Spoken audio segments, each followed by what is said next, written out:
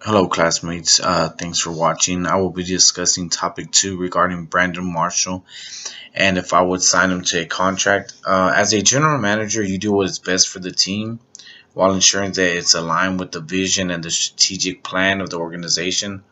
I personally would take the stance that most people deserve a second chance. That is, depending on the severity of the player's infraction.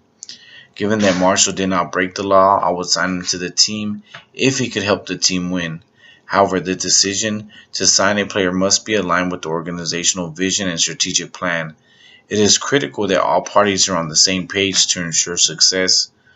The article in Organizational Dynamics states, for practical purposes, each general manager is fundamentally responsible for implementing strategy and for the results of the implementation, no matter how involved he or she may have been in formulating strategy. So regardless if the GM was involved in creating the strategy, he needs to know what the strategy is and make sure his decisions, such as signing a controversial player, are aligned with the organization's strategic plan. The strategic plans vary from organization to organization. You may have an owner who does not want anything to do with a player that has off the field issues. On the other hand, you may have an owner such as Jerry Jones who is okay with players that have off the field issues. The GM must know what is expected of him when it comes to personnel, or it might be him whose contract is being terminated. If the organization and the GM see a viable plan to sign the player, then it is what should transpire and the player should be signed to a contract.